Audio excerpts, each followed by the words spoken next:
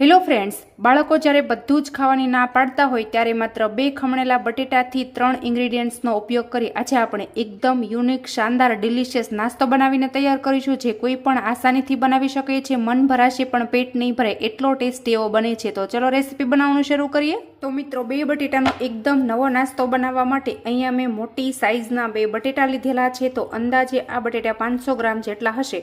બટેટાને આપણે પિલર્સની મદદથી છાલ ઉતારી લેશું. તો બટેટાને છાલ ઉતારી ડાયરેક્ટ આપણે પાણીની અંદર જ એડ કરવાના છે. જો બટેટું તમે બહાર રાખશો તો હવાના સંપર્કમાં આવવાથી બટેટું છે એ કાળું પડી જશે, એટલે આ રીતે આપણે ડાયરેક્ટ એને પાણીમાં જ ઉમેરવાના છે. અને ત્યાર પછી આપણે આ રીતની કાણાવાળી ખમણી લેશું અને બટેટાને આપણે એકદમ સરસ એવું ખમણ કરી લેશું, મતલબ કે લચ્છા કરી લેશું.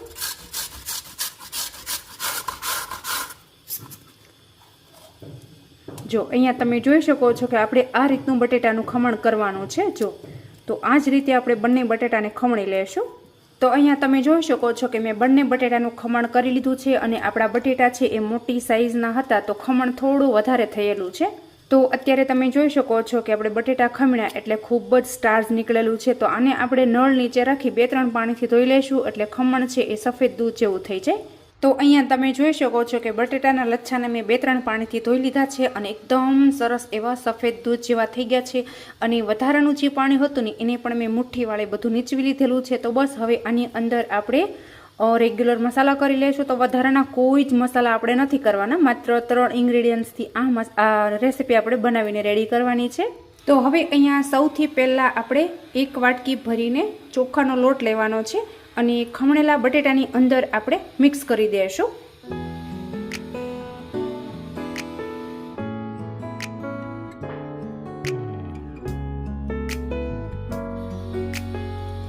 તો અત્યારે મેં 1 વાટકી ભરીને એડ કરેલો છે. જો આપણને જરૂર લાગે તો ફરી વખત ઉમેરશું, બધો એક સાથે બિલકુલ નથી ઉમેરવાનો.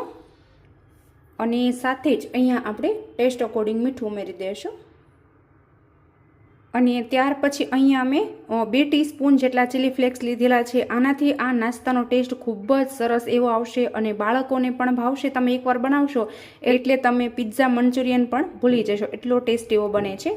ઉમેરી દઈશું. અને ત્યાર પછી અહીંયા મેં પાણી લીધું છે. તો આ રીતે આપણે ચમચીની મદદથી થોડું થોડું પહેલાં નાખીશું. બહુ વધારે આપણે બિલકુલ નથી નાખવાનું.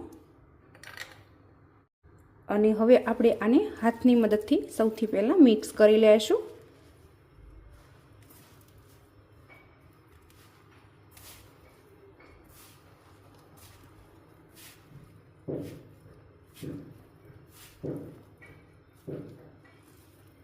તો અહીંયા મને થોડા એવા લોટની જરૂર લાગે છે, તો હું થોડો નાખું છું.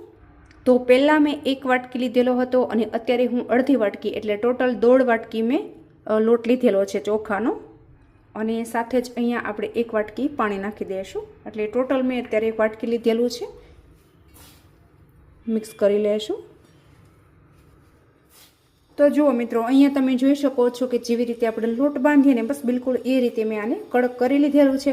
તો બટેટાની અંદર મોઇશ્ચરનું પ્રમાણ વધારે હોય છે, તો એટલા માટે પાણી અહીંયા મેં ખૂબ જ ઓછું એડ કરેલું છે. અને ત્યાર પછી આપણે શું કરવાનું છે કે આ રીતે આપણે જેટલું રોટલીનું લોવું તોડીને બસ બિલકુલ એ રીતે આને તોડી લઈશું. અને આ રીતે આપણે એકદમ મસ્ત મજાનું ગોળ કરી લઈશું. અને ત્યાર પછી આ રીતે આને શેપ આપી દઈશું ટિક્કી જેવો. જો એકદમ મસ્ત મજાની ટિક્કી બની અને તૈયાર થઈ ગઈ છે. તો એકવાર તમે આ રીતે બનાવશો ને તો તમે ફ્રેન્ચ ફ્રાય પણ ભૂલી જશો. ખૂબ જ ટેસ્ટી લાગે છે. તો થોડું આપણે પતલું કરવાનું છે, જાડું બિલકુલ નથી કરવાનું. જેટલી તમે આ ટિક્કી પતલી કરશો એટલી આ અંદર સુધી કૂક થઈ જશે. તો બસ સેમ એ જ રીતે આપણે આ બધા લોટમાંથી આ રીતની ટિક્કી બનાવી લઈશું. તો અહીંયા તમે જોઈ શકો છો કે જે આપણો લોટ હતો એમાંથી આ રીતની મેં બધી ટિક્કીઓ બનાવી અને તૈયાર કરી લીધી છે. તો તમે ક્યારે આ નાસ્તો ન બનાવ્યો હોય તો એક વખત ચોક્કસથી ટ્રાય કરી જોજો. ખૂબ જ ટેસ્ટી એવો થાય છે મિત્રો. તો બસ આને આપણે સાઈડમાં કરી દઈશું અને હવે આપણે જઈશું ગેસ તરફ. તો અહીંયા તમે જોઈ શકો છો કે ગેસ ઉપર તેલ મેં પહેલેથી જ ગરમ થવા માટે રાખી દીધું છે. અને તેલ આપણું ગરમ થઈ જાય ને ત્યાર પછી અહીંયા આપણે જે બનાવેલી ટિક્કીઓ છે એ આપણે ધીમે ધીમે ઉમેરી દઈશું.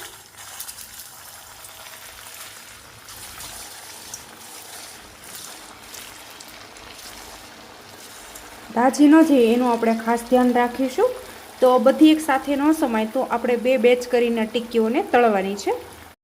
તો સૌથી પહેલાં ટિક્કીઓ એડ કર્યા પછી 1-2 મિનિટ એમનામ જ આને આપણે કૂક થવા દઈશું અને પછી આપણે એને પલટાવીશું. તો બસ હવે આપણે એને પલટાવી લેશું. તો તમે જોઈ શકો છો કે એકદમ મસ્ત મજાની સેટ થઈ ગઈ છે મિત્રો. તો બાળકો જ્યારે જમવાની જીદ કરતા હોય, ખાવાની ના પાડતા હોય ત્યારે આ રીતે તમે ફટાફટ બનાવી અને દઈ શકો છો. જરા પણ વાર નથી લાગતી અને ફ્રેન્ચ ફ્રાઈને પણ ભૂલી જશો, મંચુરિયનને પણ ભૂલી જશો. એટલો ટેસ્ટી આ નાસ્તો એવો બનીને તૈયાર થાય છે મિત્રો. અને હા, બનાવવો તો એટલું સરળ છે કે કોઈ પણ આસાનીથી બનાવી શકે છે અને ફક્ત 3 થી 4 ઇન્ગ્રેડિયન્ટ્સમાં આ નાસ્તો બનીને તૈયાર થઈ જાય છે મિત્રો. તો હવે આ ટિક્કીઓને આપણે મીડિયમ ફ્લેમ ઉપર ધીરે ધીરે કૂક થવા દેવાની છે, જેથી કરીને અંદર સુધી પરફેક્ટ એવી કૂક થઈ જાય અને બ્રાઉન કલરની થાય ને ત્યાં સુધી આપણે એને તળવાની છે. તો અહીંયા તમે જોઈ શકો છો કે પહેલાં કરતાં આપણી જે ટિક્કી છે એ એકદમ મસ્ત મજાની તળાઈ ગઈ છે, બ્રાઉન કલરની થઈ ગઈ છે. તો આ રીતે આપણે ઝારામાં લેશું, વધારાનું બધું તેલ આપણે નિતારી લેશું અને એક પ્લેટની અંદર આપણે કાઢી લેવાની છે. તો જુઓ, તમને અત્યારે હું પ્લેટની અંદર નાખું છું ત્યાં જ એનો ક્રન્ચી અવાજ ખૂબ જ સરસ એવો આવે છે. અને સેમ એ જ રીતે આપણે બચેલી ટિક્કીઓ છે એને પણ તળી લેશું. તો મિત્રો અહીંયા એકદમ મસ્ત મજાનો ચોખાનો લોટ અને બટેટાનો નાસ્તો બનીને તૈયાર થઈ ગયો છે. તો આ રેસીપી તમને કેવી લાગી છે એ કોમેન્ટમાં તમારો ફીડબેક જરૂરથી આપી દેજો. અને તમે મારો વિડીયો ક્યાંથી જુઓ છો ને એ પણ કોમેન્ટમાં લખવાનું બિલકુલ નહીં ભૂલતા. અને હજુ સુધી તમે મારી ચેનલ ઉપર નવા હોય તો ચેનલને સબસ્ક્રાઈબ કરી લેજો. Thank you.